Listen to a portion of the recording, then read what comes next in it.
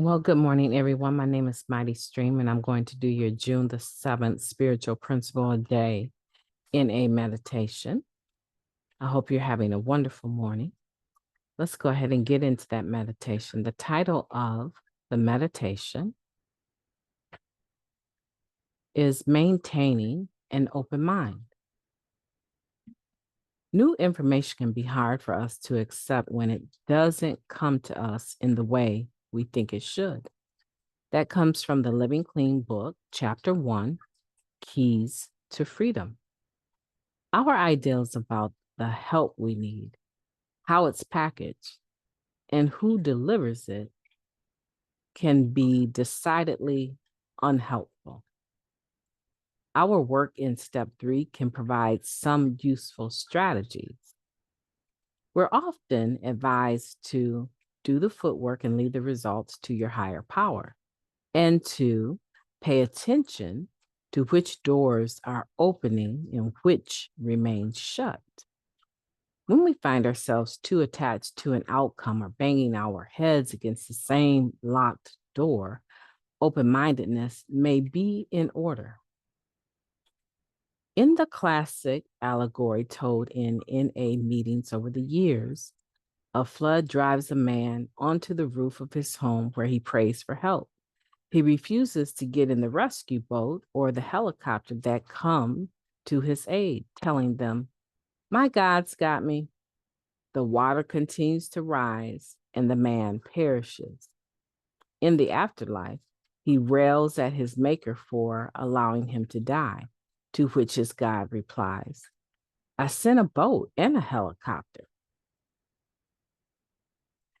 There's a reason this story is a classic. It reveals some of the problems with closed-mindedness. One member described their broken process this way: I put my needs out to the universe and ask for help.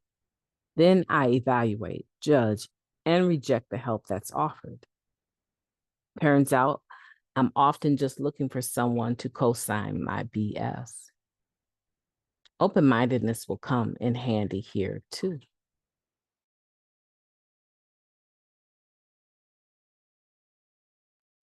Attending out-of-town meetings illustrates the benefit of open-mindedness. I was just 25 kilometers down the road, but everything I heard seemed so profound. One addict shared. I realized that not knowing these members made me a better listener. Without the mental static about the messenger, their clean time, reputation, or other baggage, it's easier to hear the message.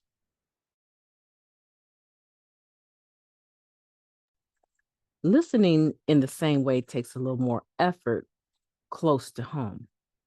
Applying the principle of anonymity helps us set aside information that interferes with how we hear others. Instead of listening to validate our own perspectives, we can practice humility and open our minds to consider others' experience, strength, and hope. I will entertain the possibility that I don't always know what's best, making space to consider the ideals of others, no matter whose they are. Let's take a moment of silence, followed by the we version of the Serenity Prayer. Moment of silence now, please.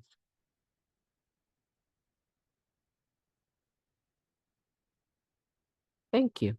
God, grant us the serenity to accept the things that we cannot change, the courage to change the things that we can, and the wisdom to know the difference. Just for today, please and thank you. Maintaining an open mind. I like that because we talk a lot about having honesty, open-mindedness, and willingness, right? These are 3 spiritual principles that we cannot do without. We need to have these 3 for sure. So with open-mindedness, it's one of those things that is selective, right? We select when to be open-minded and we select when not to be. But here's the thing, unconditional open-mindedness, it's a little bit more risky, but with that, there's a larger opportunity to receive information in a manner that we benefit from it. It's very hard to go into a meeting where you know everyone, you know what their issues are, you know what they're about to share, and not close your mind. I would have to say the majority of people do that to some extent, if they're being honest. However, go out of town, go to another meeting across town and sit and see if you have the same reaction with them that you have with your home group. 9 times out of 10, you find yourself leaning in, trying to hear what they're actually saying, giving them your undivided attention. Whereas, in your home group, oh, here comes the book thumper, the basic textbook thumper. Here they come. Oh, we're going to hear the quotes about the pages and on and on and on until their time is up. This is a good time to whisper, get up and go get coffee, go smoke, chit chat with the person, make signs and symbols to the one person across the table. This is the time to just do anything but give them respect and our attention, right? So we do that. We close our minds off selectively to whom we want. So today, let's not do that.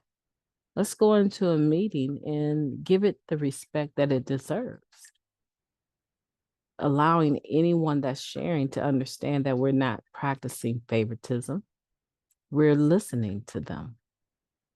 Even if we don't agree with whatever they're saying, it's still okay to be respectful and listen. It's with this open mind that our help can come from any direction at any point in time. And it's going to take an open mind with discernment to notice when that help that you've been asking for is being sent to you. This is quite comical, this story about the individual that was in the flood. And they reject the boat, they reject the helicopter, and they don't live. They drown. And then they're asking their God, why didn't you save me? God is like, yeah, I tried. Just short of coming down myself and saving you, I tried. I sent you a boat, I sent you a helicopter, and you just kept blowing me away, blowing them off, right? So sometimes the reality is that God works through other people. And oftentimes we don't see what God is trying to do because we're so busy judging the package that the help came in. I'm pretty sure most of you have your own experience of someone rejecting some good sound advice that you were giving because of the way you looked, the way you dressed. And I'm pretty sure all of us have done the same thing. So let's commit today to not doing that, to maintain an open mind and be receptive. Be receptive to the fact that we're the ones asking for help. And the help may come in a package that we didn't expect, but it's not going to slip by us. It's not going to slip by us because we're going to remain open to the possibility that this could be our answer. My name is MightyStream. I've enjoyed talking to you today. I hope that you will have a beautiful day on purpose. I intend to, and I look forward to talking to you on June 8th. Have a beautiful day on purpose.